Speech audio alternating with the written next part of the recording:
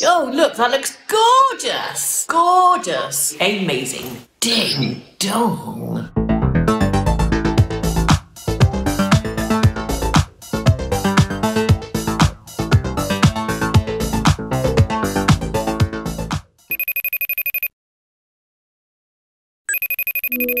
Cindy, hi. How are you? I'm good, and you? Good to see you. No, it's great to see you too. Where are you? At my sister's place in France. It's 2 hours away from Paris, and I'm with my whole family. How fantastic. Are you in London? No, thankfully I'm in the middle of the countryside in Middle England, surrounded by trees and birds, but I'm actually alone. So it's great to talk to you on the phone. I know, it feels good.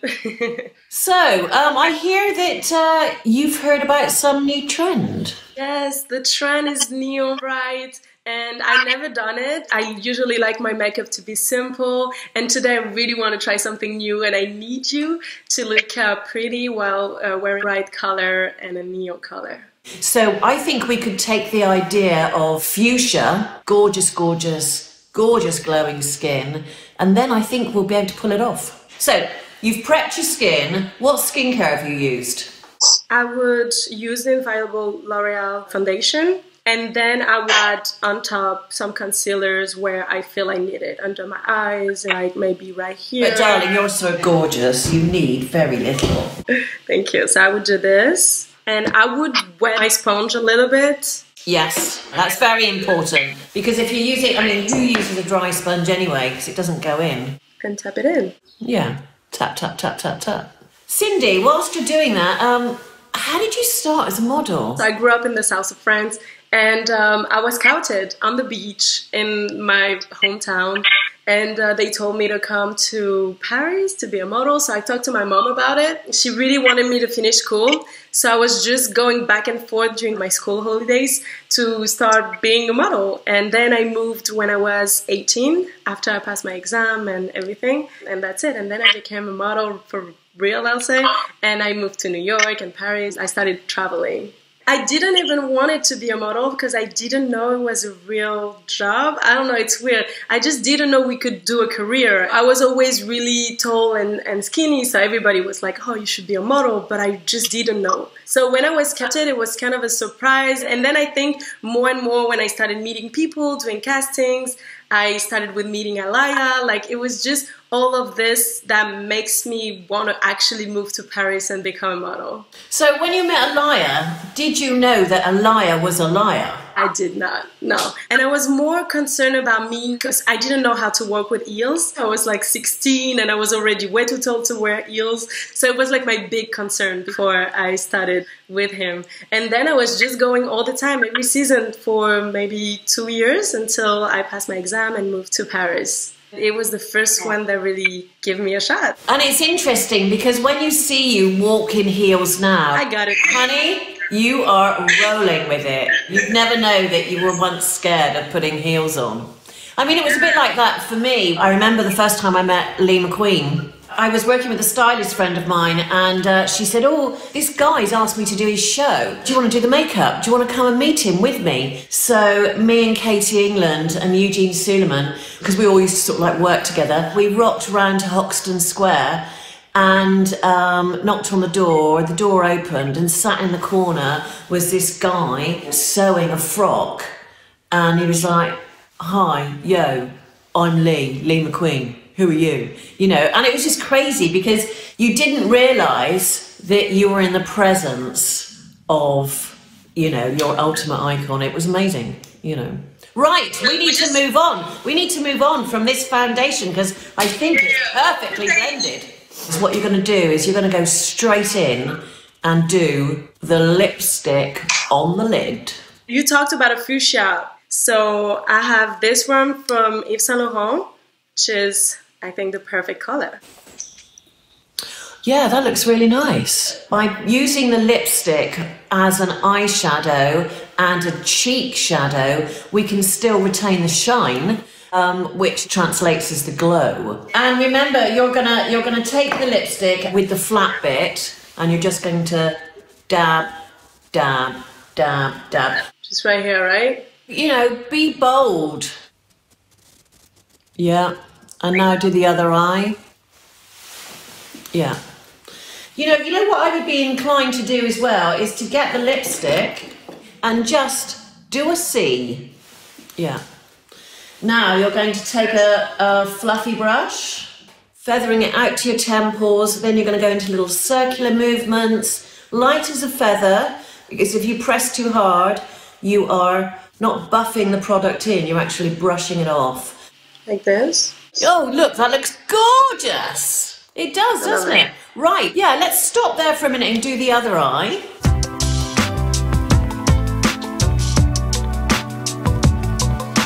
So, Cindy, let's talk a little bit about the industry that we're both in. How has it been being a woman of colour from when you started to where you are now? I feel like it has changed a lot because, first of all, I remember my first season when I did the Calvin Klein exclusive in New York. I heard that I was the first woman of color that got this exclusive. And it was 2013, and I was like, I felt honored, and it was amazing for me. But then I was like, how is that even possible? Like, how can I be only the first one to get an exclusive for Calvin Klein only right now? And I think that's when I realized that the industry needed to change and that we had work to do. And hopefully, like, right now it's way better. We can see a big change in shows, and it's not only with skin colors. Yeah, I think it's a great time to be in the business. You know, whoever you are right now, because humans were all represented on the catwalk, which I think is great. I can't believe that it's taken us this long to get to this situation. How did you get into the industry? I know you started as a hairstylist, so how is that even possible? What is your story? It was funny, both me and my husband, I got married when I was like 17. I think I married him because he was a drummer in a band. Seemed like a cool idea. Anyway, so he said, oh, I'm really bored. And I said, yeah, I'm bored too. We kind of looked both like Sid and Nancy. And he's like, let's go somewhere else. And I thought he was going to say, let's go to Paris, because I loved Paris. And I said, yeah, okay. And he said, let's go to Australia. And I was like, yeah, all right. And so I found myself in Australia.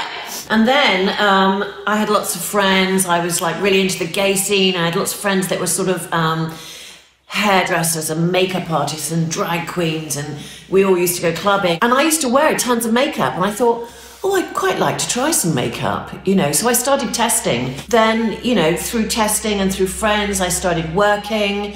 And, you know, I was in Australia and we were going on location. I got an agent in New York, LA, Japan. I was like, this is what I want to do. I do not want to stand behind a chair cutting hair for like 10 hours a day. I want to see the world and work with beautiful models. I mean, what's not to like? So that's how you started. Wow, what a story. Right, I think that is well and truly blended. It is good, right? Yeah, it's really good. Okay, so let's get into some eye makeup. I think we're going to start with the burgundy colour. So let's lay that on the eye, dip into the product, and then before you go to place it on your eye, just tap the brush so you don't have too much product. And when I'm doing it, it feels just so professional. Like, I'm like, yeah, of course. I'm just like... Exactly. You're a professional makeup artist now. And then you're just going to sort of like just place that in the centre of the eye. Don't go too far into the corner, because we're going to keep that light there. We want to make the eye feel more almond shaped.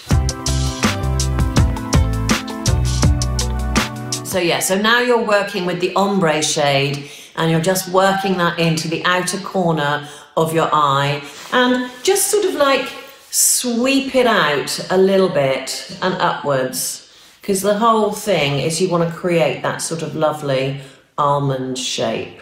Beautiful. Should I blend it a little bit? Yes, blend it with the, yes, blend it, yes. So now we're going to get the sort of golden colour. We need to accentuate that inner corner. Right here. Yeah, just right in there. And then you can just place it and then use a larger brush just to sort of like buff it out. Right, I think we need to get some YSL liner on those eyes. Yeah, got to go really, really close to the waterline as you can, because what we're doing here now is just defining the eye. Great. So now you've done that. Now what about underneath the eye? Have you put anything underneath the eye yet? No. Put this burgundy? Yes, we're going to use that burgundy.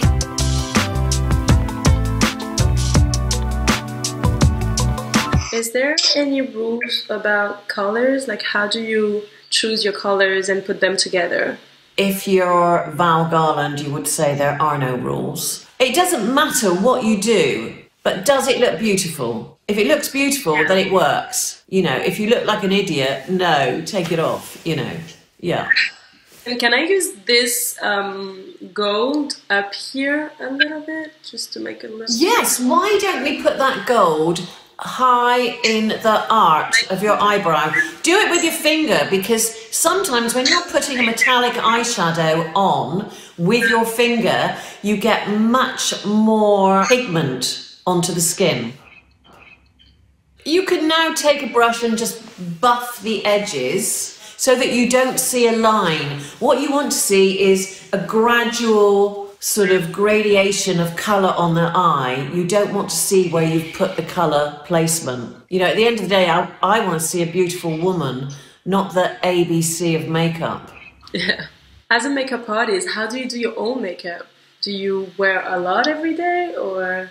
I've got to have a brow. I have got to have a brow because I have no brows. My brows are, well, they're gone. Because I'm going to sound really old now, but in the 70s when we were all sort of like punks, I thought it was a good idea to sort of shave off my eyebrows. Yeah, and it was kind of cool. And it even worked in the 90s when we all had those like very, very thin eyebrows that we drew on. But by the year 2020, you know, I look like a bald egg, so I have to have a brow. Should we get some mascara on now? Yes, I would love to. I have this one. This one is my favorite, the Paradise from L'Oreal. And it's so hard to find a good mascara sometimes because it can be like, can dry, and this one is perfect. Oh, should I curl my lashes? I should curl my lashes first. Yeah, never curl your lashes after you've put the mascara on because you could risk pulling them out. Every woman or every person, let's not exclude the boys and the in-betweens, but everybody should be using an eyelash curler. An eyelash curler is like a facelift for your eyes, even if you're not wearing mascara. Curling your eyelashes really opens up your face. It's an incredible tool. It is good. And then I use the mascara. Look at those lashes! Ding dong, they're major. And one thing I do as well, to make sure I get the lashes really coated, I just put the mascara on the edge of the fan brush, and then you can really wiggle it in close onto the lashes. And then we're going to move on to the brows, aren't we? But you've got quite good brows anyway, haven't you? Yeah, I just have a little scar right here. Yeah. So what was your last impulse buy then? That would be a buy in lockdown, wouldn't it? The thing is that during this quarantine, I was bored most of the time, and I just bought a keyboard, a piano that is right here. I'm so bad at it, but I just always wanted to learn. I might need a life to get good at it, but it's a process. Wow, amazing, amazing. So where are we now? Should we just increase the pink a little bit more? Should we increase the pink? We need to get some glow on, we need to get some bronze on, and we need to get the lips on.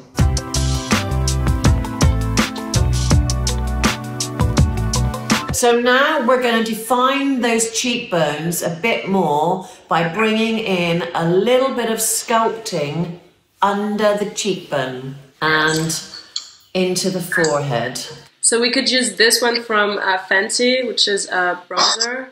You're just going to buff that up and in and away towards your ears. Because what you're creating is just like, you know, a shadow.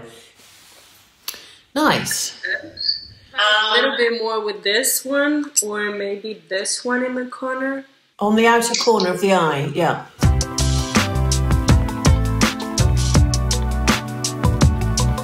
Gorgeous. Beautiful, darling, beautiful. So, if you could be someone else for 24 hours, who would you be? I think I'll be a man just to see and try. I think I'll be Will Smith. I think that would be great, just for one day. I'm going to be really rude here now because I'd love to know what it feels like to have a penis. I think it would be amazing. Anyway. And the next makeup step is going to be the Glow Amour, which is the highlighter. Now, it comes out in a drop. You're going to put it on the back of your hand, yeah? A little tap, tap, tap. Let's do it sort of a little bit lower. Tap it in there. And you can put a tiny little bit in the centre of your nose. You see people polishing the ends of their nose with highlighter and their chin. But sometimes I think you can just look too made up. We're going to go for a natural lip. Just let me show you. Beautiful. Yeah, mix those two together. I like to line the lip first and then add the color in the center. You're using, I think this is amazing, you're using an eyebrow pencil to line your lips. That's fantastic. Yeah, it's gorgeous. And what's nice about the nude lip is it really reinforces the eye. Beautiful. And now, for the final touch, I think what we should do is get a little bit of moisturiser and rub that into the tips of your fingers. And again, just lightly tap that high on your cheekbones. And that really will bring out the glow. Gorgeous. I love it. Can I use some powder just to mattify a little bit? The only place I would say that you need powder is in the very centre of your forehead, between your brows, because that's really picking up on the light now. I love doing this. Can we do this more often? Because I need to learn a few tricks from you. Yeah, I think this looks great. I think this looks fantastic. I think you're definitely ready to go to the festival. But this year, you're having a festival at home, because we can't go anywhere. You know, we're all at home. But at least you'll know what to do when you go to a festival next year. Exactly. I love it. Thank you.